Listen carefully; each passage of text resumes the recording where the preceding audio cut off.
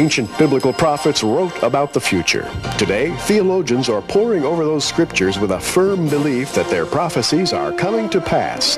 Journey now into the world of eschatology on Prophecy in the News with author and lecturer J.R. Church. On today's Prophecy in the News, we're going to begin a study in the Gospel of John. We've just concluded our study in the book of Revelation, and I thought it would be befitting for us to look at the Gospel of John. And Gary and I have found so many absolutely incredible things in this. I think you will be astounded at some of the things we're going to bring out on today's Prophecy in the News. Gary Stearman is here to discuss with me the Gospel according to John. And you know, the Gospel according to John, J.R., is built around the idea of the deity of Christ. Some have said that maybe the theme verse of the book of John, if you can say this, might be John 20, verse 31. But these are written that you might believe that Jesus is the Christ, the Son of God, and that believing you might have life through his name. J.R., what a statement. Absolutely condensed. It's packed with meaning, and it uses those two wonderful words, believe and life. Yes. And the two words that preceded are Jesus is the Christ, the Christos, or in Hebrew, the Messiah. Okay? He says, these are written, all that he has written in the Gospel of John, these are written that you might believe that Jesus is the Messiah, listen to this, the Son of God.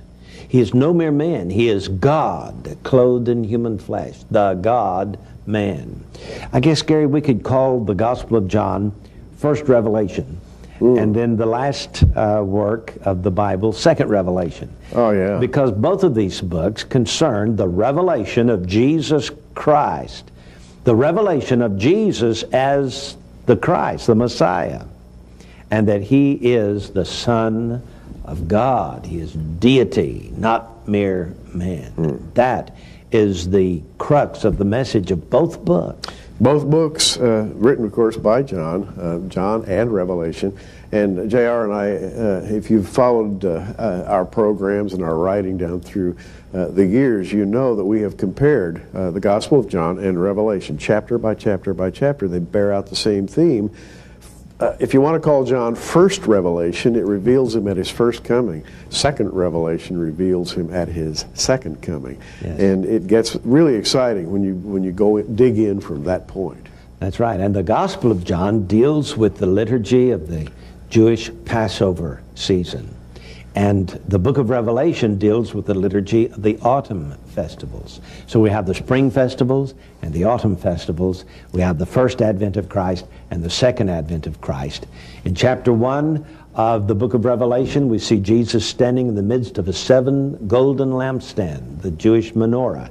Well, in the Gospel of John, chapter 1, we see 7 lights. In him was life, and this life was the light of men, and the light shined in darkness, and it just goes right on 7 times using the word light. So we have a menorah design in the Gospel of John, chapter 1, and a menorah design in chapter 1 of Revelation. And this is true in every chapter. Just quickly an example here. In chapter 19 of Revelation, you see Jesus wearing a crown, a royal diadem.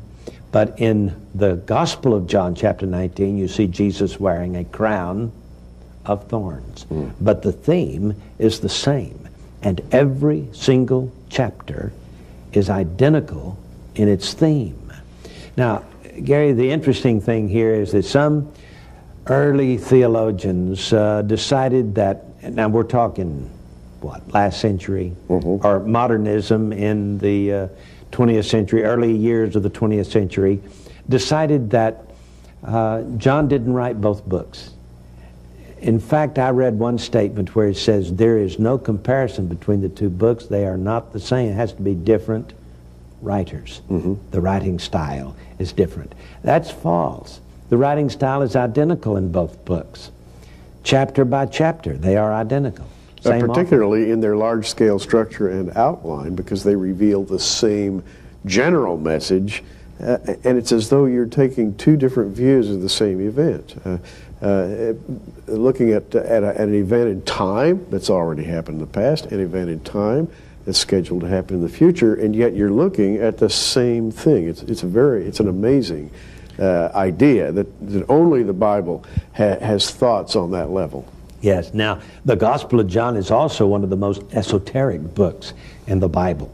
Just as the book of Revelation deals with the sod level or the secret level of Jewish theology, if we can use the term theology here, which is a Greek term yes. for Hebrew scholars, but the Gospel of John is also on the sod level, the secret level of biblical interpretation. I'll give you an example. John chapter 1 verse 1 says, "In the beginning was the Word." Well, this word here deals with the mystical meanings of the letters of the Hebrew alphabet. The Word. God spoke, and the worlds came into existence, you see. Mm-hmm. And in Revelation chapter 1, Jesus says, "I am the Alpha and Omega." In other words, He is the beginning letter and the last letter of the Hebrew alphabet. He is the Logos, according to the Greek, the Debarim in Hebrew. He is the Word in both books. And J.R., this is a belief that goes back into the mists of history, back to Moses and before. Men who believed in the Lord always believed that He spoke the worlds into existence. They had that belief in their hearts, and I think He put it there. And by the time you get to the New Testament, where the Word spoke the worlds into creation, John actually puts it down in print, the thing that people had believed for centuries before. Yes, and he was simply saying in this Gospel of John that Jesus was the one who spoke the worlds into existence. That's what he's saying here. Don't you know that is profound? Take, for example, Matthew. Matthew shows Jesus as the King of the Jews. Mm-hmm. Mark shows Jesus as the servant, the one who humbled himself to become a servant. Yes. And Luke shows Jesus in His humanity, the Son of Man. But John, oh my, John is greater than Matthew in the fact that Jesus is not just King of kings, He is Lord of lords. That's how much higher the level is from King of kings. And then we come back to that word, actually two words, and we're going to be spending some time on these words. Believe. It is such a powerful word, and J.R., it's repeated over and over and over again in the Gospel of John. The simple word believe. Yes. How profound is that? That, as we go into that, I think you'll be amazed. Mm-hmm. John uses the word believe 98 times. And the interesting thing, Gary, is the Greek etymology here. Mm-hmm. Let's discuss for a moment the difference between believe and faith. It's interesting that in the Greek language, the same word root is used for both words, faith and believe. But, and in a sense, if you have faith, you're a believer. If you're a believer, you have faith. In a sense, the meanings are similar. The Greek word pistis simply means faith. That is, having a system of belief in the Lord. But when John uses a variant of that in his gospel, he uses pisteuo, which is translated believe. And J.R., the difference between faith and believe is the difference between a passive belief system and an active one. That is, when you believe on something, or you're moving toward something. Now, the interesting thing about the Gospel of John is that he avoids using the word faith. Mm-hmm. He avoids using this because faith, even though it is a good word found throughout the writings of the Apostle Paul, mm-hmm. it refers to simply an intellectual assent. Yes. I believe there's a God. I believe Jesus is the Son of God. But pisteuo instead of pistis, pisteuo here used by John is, I believe and I commit everything I've got to my belief system. So this is an active faith here. Very active, and the Gospel of John, by the way, is written as a series of active narratives. In other words, you're moving along. In the beginning, the Word spoke the worlds into existence. and then you have an episode with John the Baptist, and then you have Andrew and Peter following Christ, and then you have the wedding Cana of Galilee, and you have Jesus doing a series of things and having a series of dialogues, like the dialogue with the Samaritan woman at the well, and so forth and so on. In other words, as you go through the Gospel of John, you are literally moving toward something reflective of that idea of believe. And so, as we look at the Gospel of John, I want you to see some things that nobody else uses in any of their books of the New Testament. Yeah. John uses some unique verses, some unique methods of presenting the message, and that's what we're going to get into, so stay tuned. We'll be back in just a moment. Our leading verse in the Gospel of John is found at the end of the book, in chapter 20 and verses 30 and 31. I want you to listen carefully to what John writes about Jesus. He says, "And many other signs truly did Jesus in the presence of his disciples, which are not written in this book. But these are written that you might believe that Jesus is the Messiah, and deity is God clothed in human flesh. And through believing in him, an active belief, you can have eternal life." Now, Gary, let's deal with this not written in this book. What about the Gospel of John? Just what does John cover in the 3.5-year ministry of Jesus? Well, you know, John is an absolute masterpiece of a compressed narrative, because when you read it on just a primary level, you think, well, I've read the whole story. I've read everything that happened in the public ministry of Jesus. But in fact, out of the 3.5 years of his public ministry, John covers 20 key crucial days, and 20 only. And you say, well, I didn't realize that. It looks like he's covered the whole thing. That's incredible. But it is. Furthermore, when you get to chapter 12 of John, you're about halfway through the book. 12 through 21 covers 1 week. That's all. 1 week. The Passion Week. Well, you know, the movie only covered 12 hours, the Mel Gibson movie. And John only covers 1 week. But as a matter of fact, 1 day takes up 1/3 of the book. Tell us about that, Gary. Yeah, as a matter of fact, it's fascinating, because 1 day in the Gospel of John is many chapters.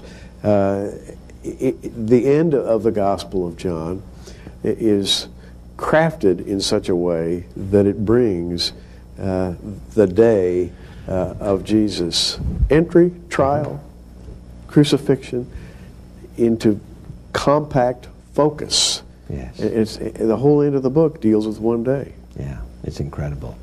Now, a lot of the things that we're talking about is in this little commentary on the Gospel of John by Elmer Towns. It is an absolutely fascinating study. He did a great job on this, Gary. He says there are 879 verses in the Gospel of John. And 1/3 of them, 237 verses, deals with a 24-hour period.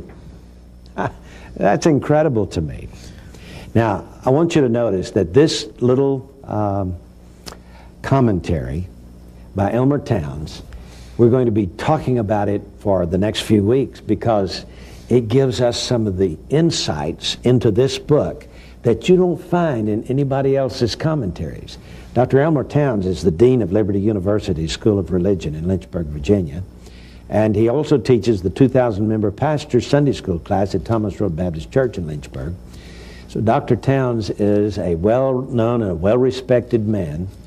And this commentary here is just a gorgeous book. It just really was put together beautifully. But what I want you to notice about this is there is another commentary on the book of Romans that is a companion to this. You see that? The books look very similar. This one is by Dr. Woodrow Cole, and he is the president of Back to the Bible broadcast. He's seen on their television program, weekly television program, Back to the Bible. He's also the speaker on the daily radio broadcast, Back to the Bible, and he took Theodore Epp's place. This is an absolutely incredible man. And his commentary on Romans is fascinating.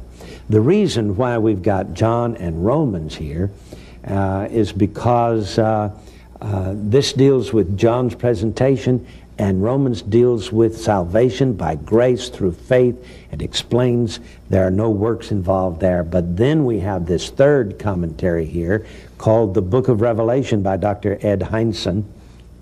The three of them together, they are the only three. There are no other commentaries presented as these are, but these three books are companion books. Look at the design of them. Isn't that beautiful? Dr. Ed Hindson is the Assistant Chancellor, Professor of Religion, and Dean of the Institute of Biblical Studies at Liberty University in Lynchburg, Virginia. And he is also the speaker on the King is Coming television broadcast seen weekly across America. So these three books are absolutely incredible set of books. John, Romans, and Revelation. This wraps up really the whole New Testament concepts in these three commentaries. J.R., you know what I like about these books is that they bring into sharp focus ideas that you may never have considered before, and we're going to be talking about some of those. There are concepts that are often difficult to remember, but the way the concepts are presented in these books is that they are grouped together in specific groups and showing the similarities, shall we say, and making it easy to remember groupings of concepts. And that's a great idea, and all three books reflect that sort of thinking. Yeah. So, these books sell for $17.95 each. I want to make all three of them available to you for $50. Okay? $50 plus shipping and handling. Call the phone number at the bottom of your screen. And this is called the 21st Century Biblical Commentary Series. I know that's a big, long word. We'll put it across the bottom of the screen so you can see it there. The 21st Century Biblical Commentary Series. Order them today, and you'll be as fascinated as I was when I picked up this book and began to read about the Gospel of John. It's absolutely incredible. Gary, let's talk about his metaphysical use of this 8 series. There are 8 in the Gospel of John. Indeed. As you go through Elmer Towne's book, you discover that he, this is what I was talking about a moment ago, he shows how things are grouped together similarly. Here's an example, the 8 signs of Jesus' power that he gives. Number 1, turning water into wine. Number 2, healing a nobleman's son. Number 3, healing a lame man. Number 4, feeding the 5,000. 5, Jesus walking on the water. 6, healing a blind man. 7, raising Lazarus. 8, and the miraculous catch of fish at the end of the book. And J.R., it's fascinating. 8 is the number of the new birth. It is the transcendent number that we've always talked about. Yes. And also, it deals with the 8th letter of the Hebrew alphabet, Chet, which is, the meaning of it is transcendence. And transcendence is nothing more or less than moving into the realm of the metaphysical, which the Gospel of John does. Yes. And this is very well presented in Elmer Towne's book. Another thing, when you see 8, it's 1 above 7. 7 is perfection. It's a perfect number. But 8 is above perfection. And so he is presenting Jesus Christ here as not mere man. He is presenting him as the transcendent Son of God. That's, I think, the main message. We talked about believe, we talked about the word life. We haven't really got into the word life. We will perhaps on the next broadcast. But there are 8 key words in this book. Indeed, 8 key words. And those words are believe, life, those we've already talked about. Sign, I am, truth, knowing, witness, and Father. And speaking of I am, J.R., Dr. Towne has the 8 I am sayings of Christ, the first of which, I am the bread of life. And, you know, the 8 I ams, in and of themselves, are fascinating. We're talking about more than just a metaphor here. We're talking about a title.